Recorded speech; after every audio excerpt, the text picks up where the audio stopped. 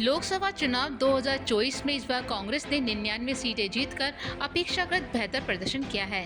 वहीं राहुल गांधी को नेता प्रतिपक्ष का पद भी मिला है। हालांकि कांग्रेस के लिए लोकसभा चुनाव काफी अच्छे परिणाम लेकर आए, लेकिन दूसरी तरफ कांग्रेस को एक नुकसान आने वाले राज्यसभा उपचुनावों में होने जा रहा है। दरअसल कांग्रेस के कई राज्यसभा सदस्यों ने लोकसभा का चुनाव लड़ा था और जीत भी हासिल की। इसके बाद उनको राज्यसभा की सीट छोड़नी पड़ी। अब 12 राज्यसभा सीटों पर चुनाव होने जा रहे हैं, लेकिन कांग्रेस नेताओं द्वारा छोड़ी गई सीटों का लाभ पार्टी को नहीं मिलने वाला। यहाँ भाजपा का सभी सीटों पर कब्जा होने वाला है, क्योंकि इन सीटों पर कांग्रेस अपने प्रत्याशी मैदान में नहीं उतार रही है। ऐसे में 9 राज्यों की 12 राज्यसभा सीटों में से 11 सीटों पर चुनाव निर्विरोध निर्वाचन होने जा रहा है। अब जब विरोध में कोई दूसरा प्रत्याशी नहीं है, तो इन सीटों पर भाजपा के प्रत्याशियों की जीत पक्की मानी जा रही है। इन 12 में से केवल एक तेलंगाना वाली सीट कांग्रेस को मिलेगी। वहां से कांग्रेस ने अभिषेक मनु सिंघवी को प्रत्याशी बनाया है। 21 अगस्त को पर्चा भरने का अंतिम दिन था। 27 अगस्त को नामांकन वापस लेने की तारीख है। अतिरिक्त प्रत्याशी कहीं से नहीं होने के कारण चुनाव की नौबत नहीं आएगी। लिहाजा उस दिन चुनाव आयोग इन सीटों के परिणाम घोषित कर देगा। ऐसे में इसका सीधा असर ये होगा कि राज्यसभा में कांग्रेस के नेतृत्व वाली विपक्षी इंडिया की ताकत घटेगी और भाजपा के नेतृत्व वाले एनडीए को पहली बार राज्यसभा में बहुमत हासिल हो जाएगा। इनमें से 11 सीटों पर भाजपा के नेतृत्व वाले गठबंधन एनडीए को जीत मिलेगी। यहाँ आपको बता दें कि हरियाणा, राजस्थान, मध्य प्रदेश, तेलंगाना, ओडिशा, त्रिपुरा की एक सीट पर एक उम्मीदवार ने ही पर्चा भरा है। इसी तरह बिहार, असम, महाराष्ट्र से 2-2 सीटें थी और 2-2 उम्मीदवारों ने ही पर्चा भरा है। लिहाजा कोई अतिरिक्त प्रत्याशी विरोध में नहीं है, इसलिए निर्विरोध निर्वाचन तय है।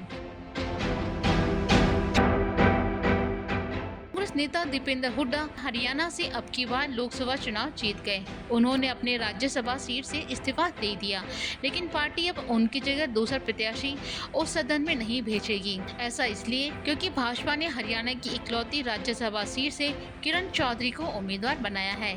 कांग्रेस ने अपने संख्या बल को देखते हुए प्रत्याशी नहीं उतारा, यानी किरण चौधरी निर्विरोध जीत जाएंगी और कांग्रेस के हाथ से ये सीट फिसल जाएगी। इसी तरह कांग्रेस के महासचिव केसी वेणुगोपाल भी केरल से लोकसभा चुनाव जीत गए। वो इससे पहले राजस्थान से उच्च सदन में थे।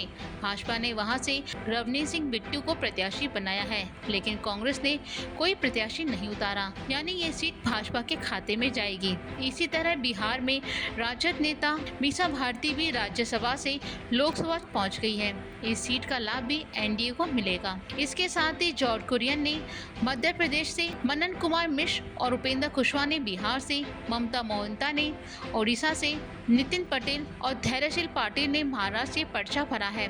इसके अलावा रामेश्वर तेली और मिशन रंजन दास ने असम से नामांकन पत्र दाखिल किया है। भाजपा ने राज्यसभा चुनाव के जरिए सियासी समीकरण साधने का दांव चला है।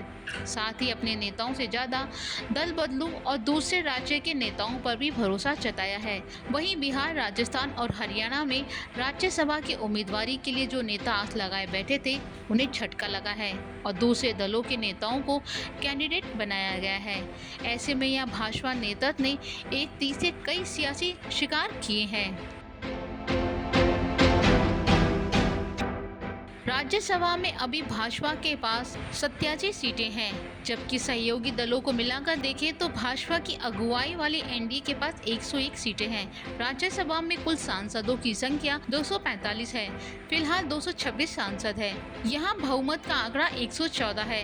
अभी एनडीए बहुमत के आंकड़े से 13 सीटें पीछे हैं। मौजूदा समय में राज्यसभा की 20 सीटें खाली हैं। इनमें से 12 सीटों पर चुनाव हो रहे हैं और नतीजे घोषित होने के बाद राज्यसभा सदस्यों की संख्या 237 हो जाएगी। परिणाम घोषित होने के बाद भाजपा के राज्यसभा में सदस्य की संख्या 87 से बढ़कर 97 हो जाएगी। मनोनीत और निर्दलीय को जोड़ दिया जाए तो ये आंकड़ा 104 तक पहुंच जाएगा। अगर एनडीए की बात की जाए तो ये आंकड़ा बढ़कर 119 हो जाएगा।